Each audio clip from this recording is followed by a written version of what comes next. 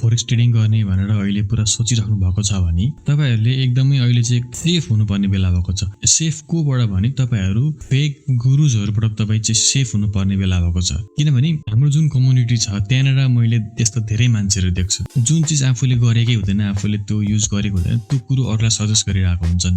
यो युज गर्नु एसएमसी भन्दा त यो राम्रो छ, आईसीटी भन्दा त यो राम्रो छ भनेर थुप्रोले तपाईलाई त्यहाँ ग्रुपमा बोलेको देखिन्छ वा तपाईले अरु ठाउँ पनि हेर्न सक्नुहुन्छ हैन। त्यतिकै तपाईलाई सजेस्ट गरिरहेका हुन्छन्। उनीहरुले आफै ट्राई गरेको हुँदैन नि त्यो। कतै युट्युबमा एउटा भिडियो हेर्छन् र तपाईलाई सजेस्ट गरिदिन्छन्। त्यसैले यस्तो चीजहरुबाट चाहिँ टाढा बस्नुस्। र एउटा फनी कुरो के हो भने जसले चाहिँ पुरै ग्रुपमा पुरा दिइरहेको हुन्छ नि सजेसनहरु, यसो गर्नु उसो गर्नु भनेर, त्यही मान्छेले मलाई एक दुई दिन अगाडि मलाई सोधिरहेको हुन्छ क्या सर फोरेक्स कसरी गर्ने भनेर। त्यो मान्छे के हुन्छ एकदम बिगिनर हुन्छ, मलाई सोधेको हुन्छ भने फिक्सै बिगिनर हो, कसरी गर्ने के गर्ने खाता कसरी खोल्ने भनेर मलाई सोधिरहेको हुन्छ। अनि एक दुई हप्तापछि त्यही मान्छे आएर ग्रुपमा आएर पुरा एक्सपिरियन्स हो जस्तो गरेर यो गर्नु भनेर यताउता सिकाउन थाल्छ। त्यसैले यस्तो चीजहरुबाट तपाई बच्नुस्। तपाईले के सिक्दै हुनुहुन्छ त्यो एउटा अलरेडी कुनै एक्सपिरियन्स ट्रेडरहरु कसैको तपाईले त्योबाट सिक्नुस्, युट्युबबाट सिक्नुस्, उले के भन्छ त्यो गर्नुस्। यसरी ग्रुपमा अरूको मान्छेहरुको त्यो च्याट हेरेर इन्फ्लुएन्स नहुनुस्, किनकि तपाईलाई थाहा नै हुँदैन त्यो उतापटिको मान्छे साच्चैकै ट्रेडर हो कि हिजो भर्खर एउटा भिडियो हेरेर बोल्दैछ कि त्यो थाहा हुँदैन। त्यसैले आफ्नो जुन प्लान छ, जुन आफ्नो स्ट्र्याटेजी छ त्यसमा स्टिक रहनुस्, डिसिप्लिन रहनुस्। डिसिप्लिन भनेको ट्रेडिङमा मात्र हुँदैन, अरू कुरामा पनि हुन्छ डिसिप्लिन भनेको। यस्ता चीजहरुबाट टाढै बस्नु। अब मैले देखिरहेको हुन्छु त्यो मान्छेले एकदम बिगिनर हो भनेर मलाई थाहा हुन्छ, त्यही पनि सजेस्ट गरिरहेको हुन्छ। तर मैले अब ठ्याक्कै उसलाई अब निचा देखाउनु त भएन। तपाई जस्तै भर्खर मसँग यसो बोल्दै हुनुहुन्थ्यो यसो भनेर मैले भन्न मिलेन हैन। तर तपाईहरुले आफै सेफ हुनु पर्यो। मैले प्रत्येकपल्ट पनि भन्न मिल्दैन, म भन्दिन पनि, किनकि त्यसरी भनेर अरूको किन कुरा काट्नु त्यो अलग कुरो हो हैन। त्यसो म गर्दिन। तपाईहरुले आफै बुझ्नु पर्ने हुन्छ यो सोशल मिडिया हो। तपाईको उतापटि फोनमा वा किबोर्डमा को बसिरहेछ, 15 वर्षको मान्छे बसिरहेछ कि 12 वर्षको बसिरहेको छ थाहा हुँदैन। त्यतिकै आएर कसैको भिडियो हेरेर अनि सजेस्ट गर्दै गरिदिन्छन्।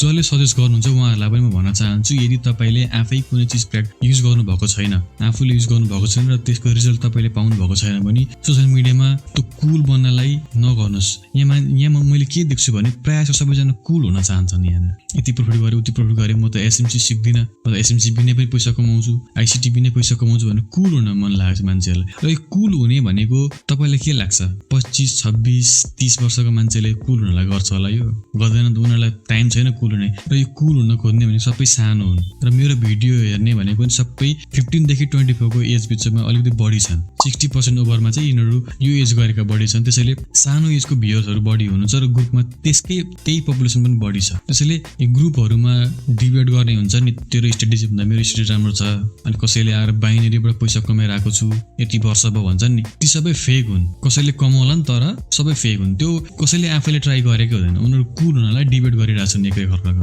र एउटा ठुलो एज भएको मान्छे, एउटा एजेड मान्छे, मेच्युर मान्छेले कहिले पनि सोशल मिडियामा डिबेट गर्दैन। र कसैले पैसा कमाउँदैछ भने ग्रुपमा गएर डिबेट गर्दैन, उसलाई पैसा कमाउनुतिरै ध्यान हुन्छ। कोही फन्डेड ट्रेडर छ भने वा कोही एक्सपिरियन्स ट्रेडर छ भने तपाईहरुले देख्नुहुन्छ ग्रुपमा बोल्दैनन्। उनीहरु पैसा कमाउने ट्रेडर कहिले पनि ग्रुपहरुमा बोल्दैनन्। म यस्तो ठुलो भनेर कहिले हुँदैन, किनकि उनीहरु प्रोफिटेबल हुनुको पछाडी पनि त्यो माइन्डसेट छ। त्यही माइन्डसेटले गरेर उनीहरु प्रोफिटेबल भएका हुन्। उनीहरुलाई सो अफ गर्न मन लाग्दैन, मैले यति कमाउँछु उति कमाउँछु भनेर देखाउन मन लाग्दैन। तर जसले चाहिँ पैसै कमाएको हुँदैन, जुन चाहिँ सानै एजका छन् हैन, सजिलो लाग्छ ट्रेडिङ, तिनीहरुलाई चाहिँ कुल हुन मन लाग्छ। तेरो स्टप लस मेरो टिपी हो भन्दै पुरा ग्रुपमा सुन्नुहुन्छ नि। हो यस्तो कुरो एउटा ट्रेडर, मेच्युर ट्रेडरले कहिले पनि गर्दैन। यो गर्ने भनेकै ती भर्खर आउने बिगिनरहरुले हुन्। किनकि मेच्युर ट्रेडर, एउटा ट्रेडर मेच्युर हुनलाई उसले धेरै कुराहरु भोगेको हुन्छ, धेरै कुरा उसले एक्सपिरियन्स गरेको हुन्छ। त्यसैले उसलाई यी कुराहरुमा उसको फोकस दिने एनर्जी नै छैन, एनर्जी वेस्टै गर्दैन यस्तो कुरामा। उसले जहिले आफू इम्प्रुभ हुनमा फोकस गरिरहेको हुन्छ। त्यसैले मेरो सजेसन के हो भने तपाईहरु ग्रुपमा हुनुहुन्छ, कुनै पनि ग्रुपमा हुनुहुन्छ, सोशल मिडिया साइडमा हुनुहुन्छ भने यस्तो मान्छेहरुबाट चाहिँ टाढा बस्नुस् वा इग्नोर गरिदिनुस्। डिबेट गर्नु पर्दैन। तपाईको स्ट्र्याटेजी प्रोफिटेबल छ, कसैले आएर तपाईले गरेको भएन भने इन्फ्लुएन्स भएर छोड्दिने हैन, आफ्नो स्ट्र्याटेजीमा डाउट गर्ने हैन, आफ्नो स्ट्र्याटेजीलाई ट्रस्ट गर्नुस्। पैसा कमाउन सकिन्छ तपाईको स्ट्र्याटेजीबाट पनि। र जो चाहिँ यस्तो कुल बनिनुहुन्छ, कुल बनिनको लागि आएर चाहिँ उहाँ डिबेट गर्नुहुन्छ, तेरो भन्दा यो स्ट्र्याटेजी भन्दा यो स्ट्र्याटेजी राम्रो भनेर डिबेट गर्नुहुन्छ, तपाईहरु सुध्रिनुस्। Get a life. अर्कोले के गर्छ, कसरी पैसा कमाउँछ त्यो तपाईको सरकारको कुरो होइन। तपाईले पैसा कमाउँदै हुनुहुन्छ भने एसएमसी आइसिटी राम्रो होइन, अरू नै कुरा राम्रो हो भने तपाईँ त्यसरी पैसा कमाउनुहोस्, एक्लै पैसा कमाउनुहोस्। अरूले तपाईँको स्ट्राटेजी युज नगर्नु तपाईँलाई नै फाइदा हो। कुनै पनि स्ट्राटेजीलाई निचा देखाउन कोसिस नगर्नुहोस्। मान्छेहरूले जो इन्डिकेटर मात्रै युज गरेर पैसा कमाइरहेको हुन्छन्। आज मुन कुन फेजमा छ, आज फुल मुन हो कि हाफ मुन हो, यस्तो हेरेर त मान्छे ट्रेडिङ गरिरहेछन् भने आइसिटी एसएमसी भनेको त वर्ल्ड रिनाउन्ड स्ट्राटेजी हो। तपाईँ यदि विक फिल युज गर्नुहुन्छ भने, प्राइस एक्सन युज गर्नुहुन्छ भने त्यो राम्रो कुरो हो होइन। सबैले एउटै फलो गर्नुपर्छ भन्ने छैन। यस्तो नोइजहरूबाट परै बस्नु होला, इग्नोर गरिदिनु होला र आफ्नो स्ट्राटेजीलाई ट्रस्ट गर्नुहोस्। त्यसलाई कसरी फोकस गर्ने त्यसमा बढी ध्यान दिनुहोस्।